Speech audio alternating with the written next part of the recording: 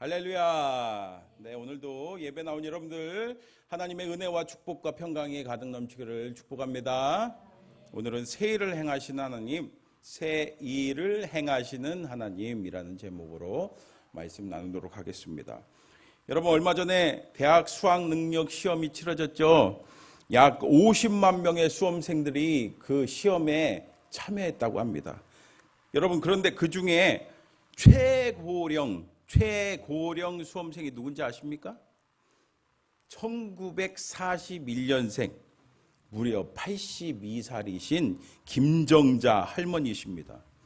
이 할머니는 일제감정기 일본에서 태어나서 광복 후에 경남 마산으로 건너왔습니다. 그런데 초등학교 들어갈 무렵에 무슨 일이 터졌겠어요?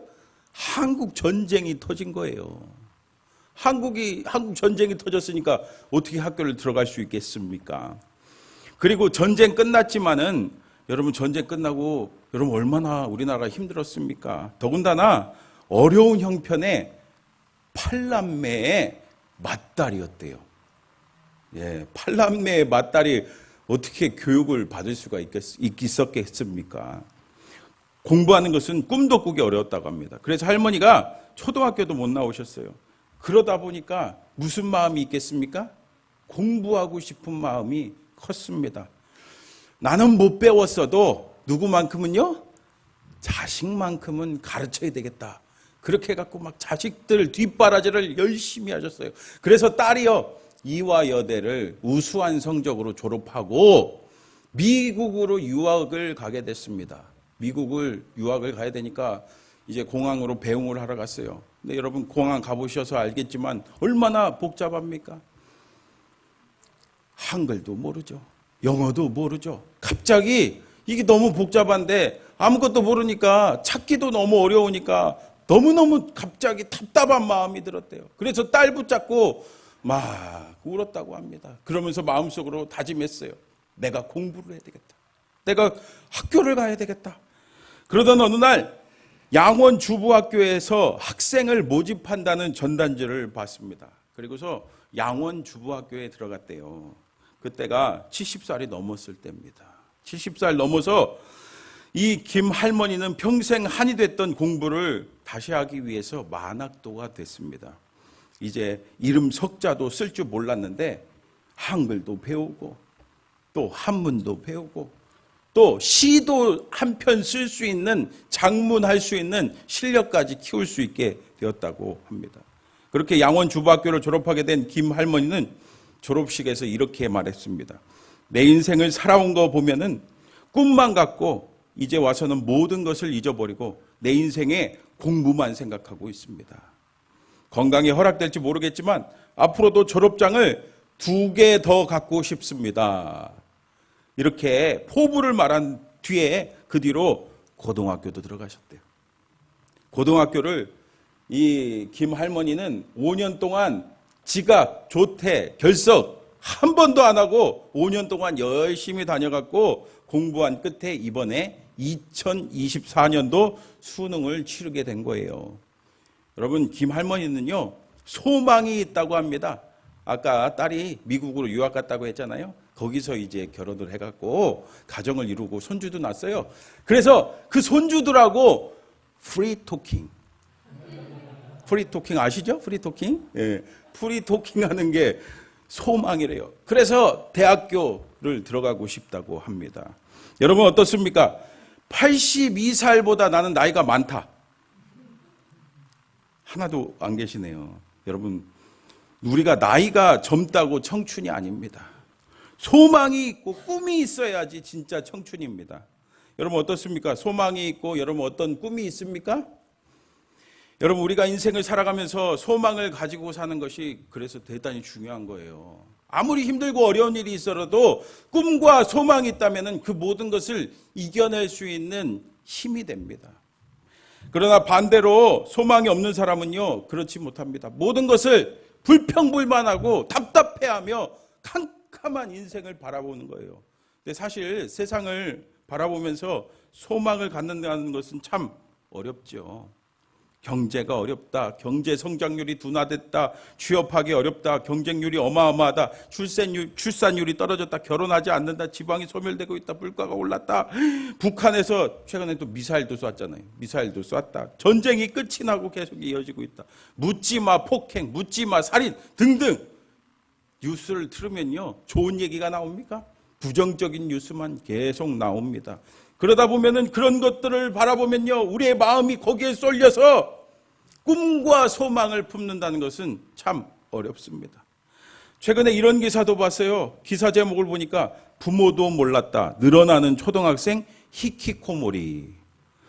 방 안에만 들어박혀서 고립과 은둔 생활하는 은둔형 외톨이라고 하는데 일본말로 뭐라고요? 히키코모리라고 한대요. 이런 사람들이 여러분 우리나라에 몇 명 될 것 같습니까? 예, 많게는요 52만 명이래요. 52만 명이 집 밖으로 나오지도 않고 그냥 집 안에서 뭐 컴퓨터 게임을 하든가 뭘 그냥 그러고 있다는 거예요. 근데요, 저도 봤습니다. 저도 이제 사역하면서 보니까 그런 분들이 있더라고요. 더 걱정스러운 건요, 고립이 시작되는 시기가 점점 빨라지면서 점점 심지어는 초등학생들도 그렇대요. 참 안타깝죠. 꿈과 소망이 가득해야 될 어린이, 청소년, 청년들이 이러고 있으니까. 오늘 본문에 나온 이스라엘 백성들도 그랬습니다. 오늘 말씀은요, 이스라엘 백성들이 바벨론의 포로로 끌려가 2세대 정도의 시간이 지났을 때를 배경으로 하고 있습니다. 2세대 동안 약 60년에 걸쳐서 자신들의 그 고향인 이스라엘에서 강제로 떠나서 완전히 단절된 채 바벨론에서 포로 생활하면서 그렇게 큰 고통과 노동을 시달리고 있는 이스라엘 백성들의 입장에서 그들은 무슨 생각을 하겠습니까? 하나님께서 살아계신가? 하나님이 우리를 버리신 거 아닌가? 하나님은 뭐하고 계신 건가? 하면서 하나님을 의심하는 거예요. 그들에게는 정말 아무런 꿈과 소망도 없었습니다. 그런 그들에게 하나님께서는 이사야 선지자를 통해서 하나님의 말씀을 전하십니다. 우리 14절 같이 읽어볼까요? 14절 시작. 너희의 내가 바벨론에 사람을 보내어 모든 갈대아 사람에게 자기들이 연락하던 배를 타고 도망하여 내려가게 하리라. 아멘. 하나님께서는 하나님 자신을 뭐라고 표현하십니까? 구속자다. 이스라엘의 거룩한 이다 라고 말씀하십니다. 구속자라는 건 뭘까요? 말 그대로 바벨론의 포로 생활에서 너희들을 구원해 주겠다라는 말씀이죠. 그리고 이어서 거룩한 이라고 하신 말씀이 뭘까요? 이유가 뭘까요? 여러분 오늘 말씀을 듣는 이스라엘 백성들이 하나님께서 거룩한 이라고 말씀하실 때 그것을 들을 때 무슨 생각을 하겠습니까? 출애굽기 19장 6절 말씀을 같이 보세요. 같이 읽어볼까요? 시작. 너희가 내게 대하여 제사장 나라가 되며 거룩한 백성이 되리라. 너는 이 말을 이스라엘 자손에게 전할지니라. 아멘. 이 말씀이 떠오를 거예요. 이 말씀은 하나님께서 시내산에서 모세에게 하신 말씀이죠. 하나님께서는 이스라엘 백성들에게 거룩한 백성, 거룩이 뭡니까? 구별된 삶을 살아라 라고 말씀하셨어요. 하지만 이스라엘 백성들은 어떻게 했습니까? 그리고 이스라엘 백성들이 지금 포로가 된 이유가 바로 이것이지 않습니까? 우상 숭배하고 음란하고 불순종하고 한마디로 거룩을 지켰어요? 못 지켰어요? 구별된 삶을 살았습니까? 못 살았습니까? 거룩을 지키지 못하고 구별된 삶을 살지 못했습니다. 그래서 이렇게 거룩함을 상실한 그들에게 하나님께서는 거룩한 이로 그들을 구원하겠다라고 말씀하십니다. 그러면 그 구원의 방법이 뭡니까? 14절에 보니까 하나님께서는 내가 바벨론에 사람을 보내요. 이렇게 사람을 보내신대요. 여러분 이 사람이 누군지 아세요? 우리는 알고 있습니다. 바로 바사왕 페르시아 왕인 고레스 왕을 말하는 거예요. 하나님 방법은 이렇게 하나님께서는 사람을 통해서 그의 역사를 써 내려가십니다. 고레스 왕을 하나님께서 쓰시는 거예요. 이 바벨론을 고레스 왕 바사 페르시아를 통해서 멸망시키시는 겁니다. 그런데 우리야 성경을 알고 역사 공부, 여러분 역사 공부 좀 하셨죠? 역사 공부해갖고 알지만 그렇지 이렇게 됐으니까 고레스 왕이 그렇게 멸망시키겠지 하고 대수롭지 않게 읽을 수 있지만 사실 이것은 그 당시 사람들의 시각으로 바라봤을 때는 불가능한 것으로 보였습니다. 요즘 말로 치면은 우리가 살고 있는 이 전 세계에서 최강대국이 어딥니까 여러분? 미국이죠. 맞아요. 미국. 근데 여러분들한테 제가 여러분 미국이 망할 겁니다. 그러면은 여러분 상상이나 할 수 있겠습니까? 일명 여러분 미국을 뭐라고 부르는지 아세요? 천조국이라고 부르지 않습니까? 천조국. 1년 국방비를 1,000조를 쓴대요. 1,000조.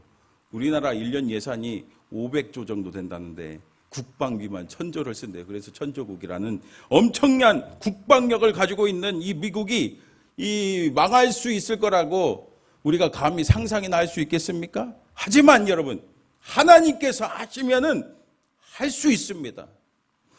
15절 말씀 보세요. 15절 같이 읽어볼까요? 시작. 나는 여호와 아멘. 여러분 그래요. 우리 하나님께서는 이 세상과 구별되는 모든 것을 지으신 창조자시고 또 우리의 모든 역사, 모든 이 세상의 모든 것을 다스리시는 왕이십니다. 왕. 그러니 우리 하나님께서 못하실 일이 어디 있겠습니까? 여러분 어떻습니까? 이 하나님 믿으십니까? 이 하나님 믿으십니까? 근데 여러분 우리는요 하나님을 막연하게 믿는 경향이 있습니다. 왜냐하면은 우리는 우리가 아는 수준에 우리가 경험한 수준에 그 하나님만 생각하기 때문에 그래요. 그래서 우리가 아는 수준의 그 하나님만 구합니다. 그렇기 때문에 우리는요 하나님에 대해서 알기를 힘써야 됩니다. 하나님을 알기를 힘쓰시기를 축복합니다. 그러면은 우리가 어떻게 그 하나님이 어떤 분이신지 알 수 있습니까? 맞습니다.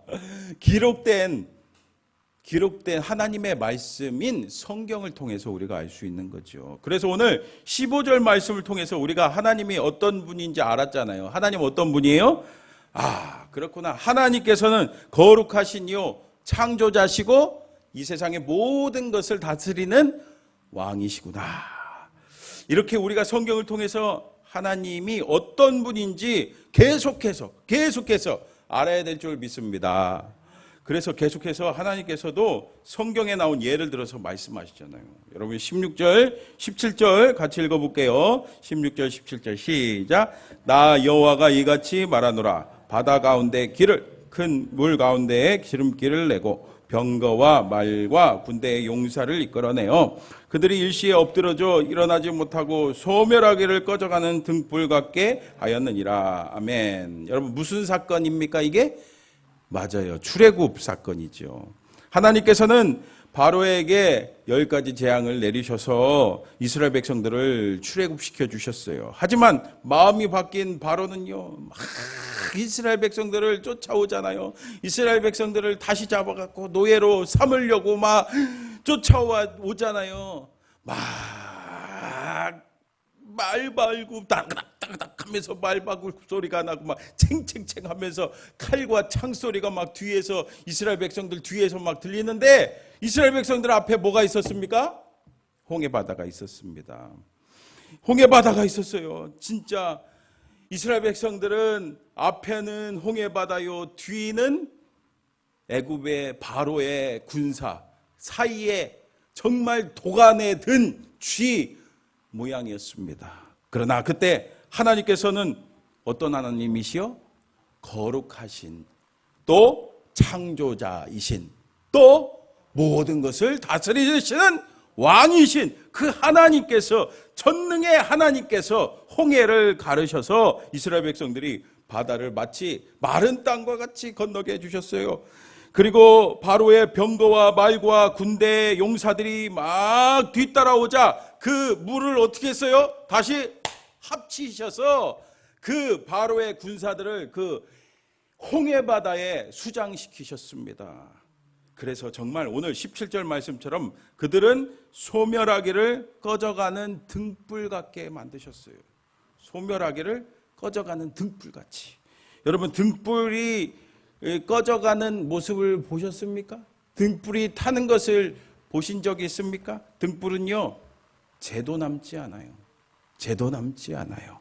만약 거기에서 애굽의 군사들이 완전히 없어지지 않았다면 어떻게 됐을까요? 계속해서 가나안 땅 들어갈 때까지, 가나안 땅에 들어갔을지라도 계속해서 이 바로의 군사들이 쫓아왔을 거예요. 괴롭혔을 겁니다. 이렇게 하나님의 구원의 역사는요, 완벽합니다. 완전합니다. 여러분 어떻습니까? 우리도 이 구원의 역사, 구원의 은혜를 경험하지 않았습니까? 과거에 예수 믿기 전에는 어땠습니까? 이스라엘 백성들이 그 애굽에서 노예 생활하듯이 죄의 노예, 마귀의 노예로 아주 힘들고 어려운 삶을 살지 않았습니까? 진정한 기쁨과 평강도 없이 그냥 살았습니다. 하지만 출애굽한 이스라엘 백성들과 같이 하나님께서는 우리를 사랑하셔서 예수님을 믿게 해주셨어요.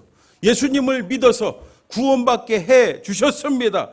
우리 죄를 완전히 구원해 주시고 참 자유를 주셨습니다.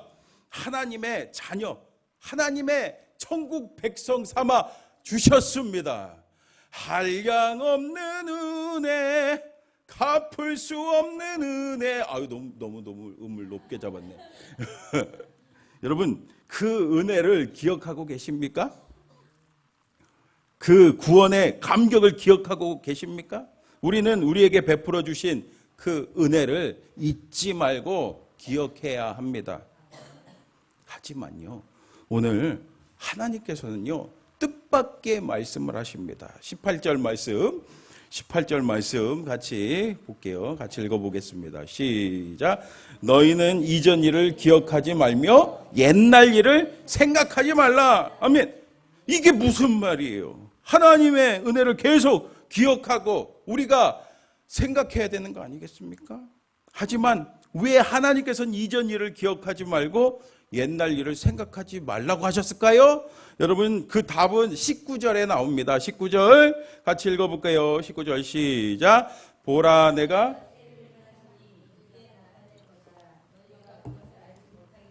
반드시 내가 광야의 길을, 사막의 강을 내리니. 아멘. 여러분, 그렇습니다. 우리 하나님께서는요, 새 일을 행하실 거거든요. 새 일을요.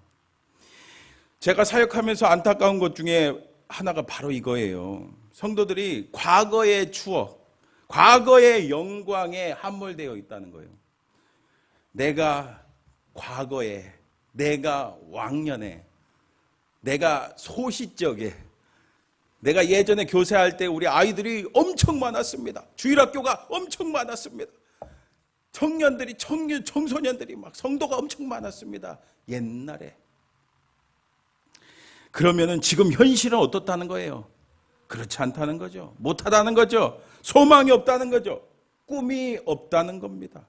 왕년의 소시적에, 옛날의 과거에 하나님께서 능력이 많으셨고, 그러면 지금 현재는 하나님의 능력이 없다는 말입니까? 여러분, 우리는요, 우리 하나님을 내 수준에서 생각하며 제한하지 말아야 됩니다. 지난주 우리 교단 성결신문에 보니까 이런 기사가 났어요. 전신마비 목자 개척으로 일어서다.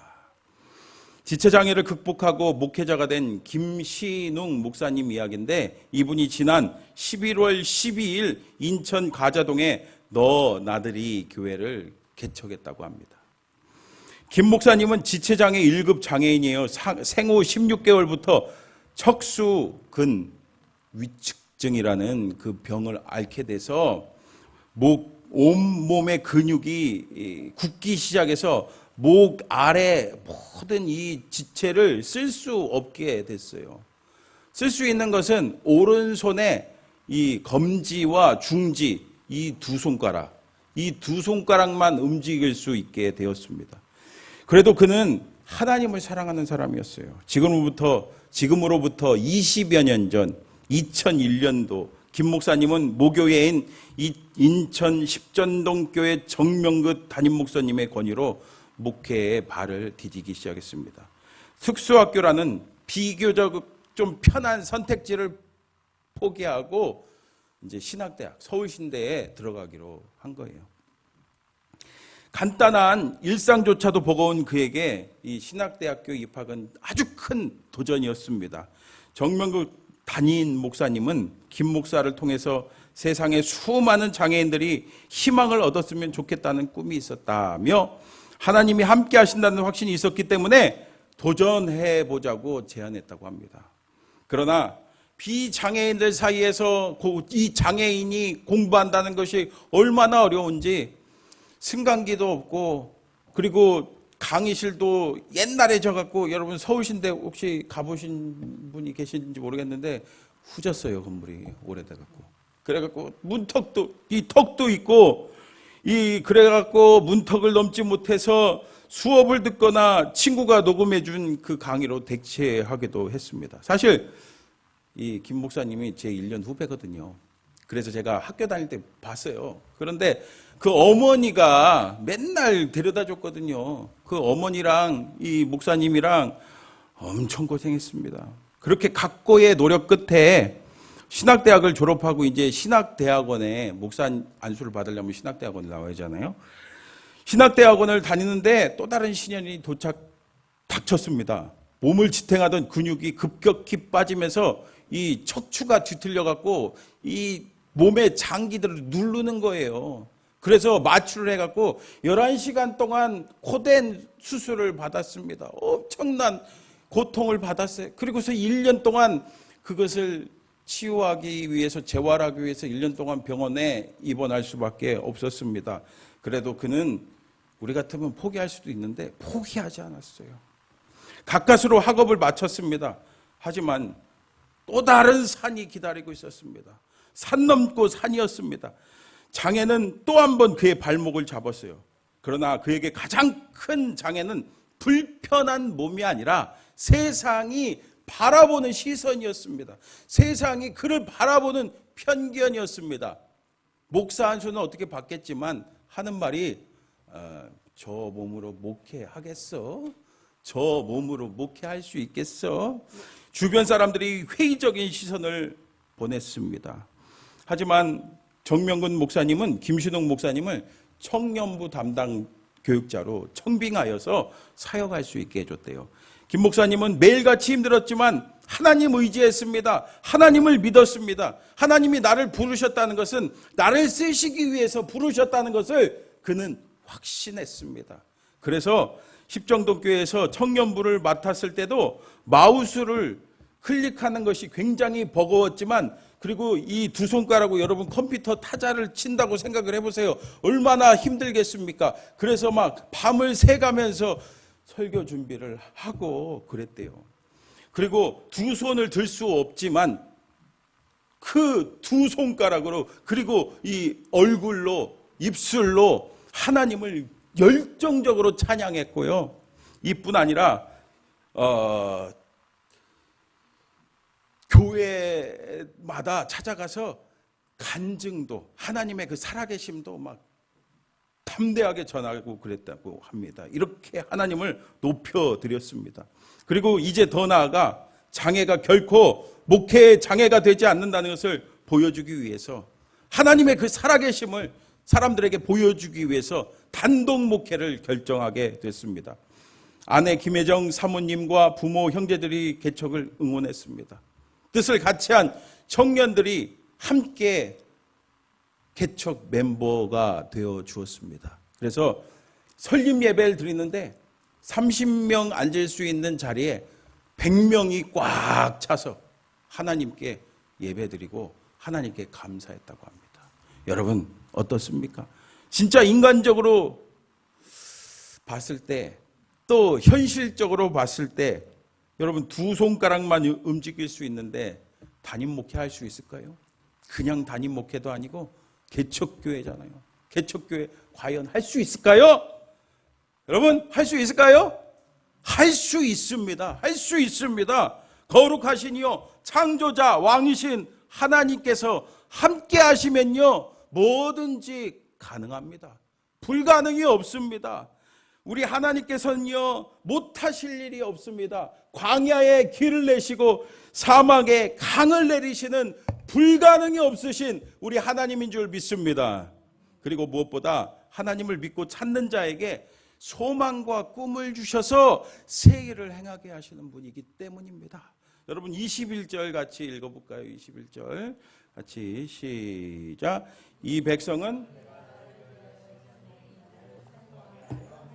아멘. 그렇습니다. 여러분 찬송이 무슨 뜻인지 아죠? 하나님께서 하신 일을 선포하는 거예요. 하나님을 높여드리는 거예요. 하나님은 그렇습니다. 우리를 통해서 영광 받으시기를 원하십니다. 연약한 우리 사람을 통해서, 여러분 내가 생각할 때 나는 부족하고 연약하죠? 하지만 하나님께서는 바로 연약한 우리들을 통해서 영광 받으시기를 원하십니다. 우리에게 꿈 주시고 소망 주시고 정말 감히 상상도 할 수 없는 새 일을 행하게 해 주십니다. 그뿐이 아니죠. 여러분 20절 말씀도 같이 읽어볼까요? 시작. 장차 들짐승 곧 승냥이와 타조도 나를 존경할 것은 내가 광야에 물을 사막에 강들을 내어 내 백성 내가 택한 자에게 마시게 할 것임이라. 아멘. 이렇게 하나님을 믿고 하나님께 영광 돌리기 원하는 자에게 하나님께서는요 광야에 물을 사막에 강을 내어 마시게 하듯이 우리에게 모든 필요한 것을 채워주실 줄 믿습니다. 사랑하는 성도 여러분, 우리가 이 세상에 휩쓸려서 혹시 꿈과 소망도 없이 그냥 하루하루 무의미하게 살아가고 있지 않습니까? 여러분, 우리 하나님을 알아야 됩니다.